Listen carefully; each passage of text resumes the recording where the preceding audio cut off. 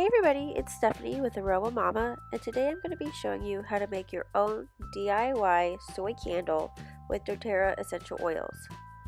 Here's some things that you're going to need. First, you're going to be needing your 100% natural soy wax chips. You can get these from Hobby Lobby and use a 40% off coupon. You can also use beeswax, which is optional. I used it because I had it. You also are going to need a candle wick, a jar for your candle. I used a half pint jar. doTerra essential oils, I used lemon and lavender. And you'll also be needing a heat-safe bowl and a saucepan to melt your wax in.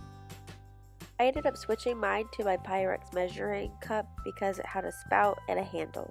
Measure out enough soy wax chips and grated beeswax to fill your candle.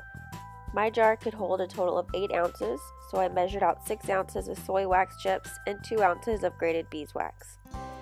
Bring an inch of water in your saucepan to a boil, and then you can add your heat-safe bowl into the bottom of your saucepan to melt the wax. Make sure to occasionally stir your wax that's in your saucepan to help with the melting process.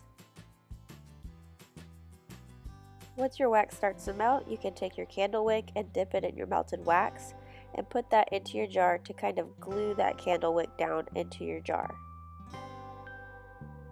When the waxes are melted together, you can turn your burner off and pull your saucepan off the stove. Next, we're going to add our essential oils to our candle.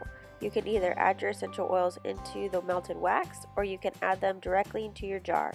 I added mine directly into my jar, about 20 to 30 drops, and then I poured in my melted soy wax and beeswax into the jar until it reaches right where the jar begins to curve.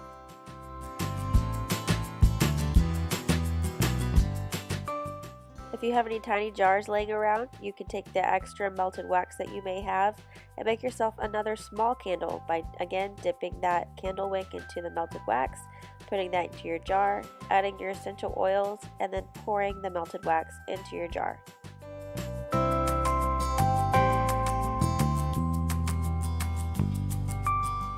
A good way to keep your candle wick from not bending over when it gets hot is to use a clothespin by holding up the wick onto the top of your jar.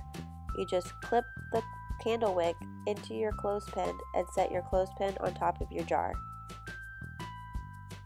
When your candle has completely cooled, you can then take your clothespins off your candle wicks and take your scissors and cut the wick. Be sure to use a strong pair of scissors because most candle wicks have wire in the middle, and if you don't cut them with strong scissors, you can dent your candle. Add your lid to your jar and your candle's complete.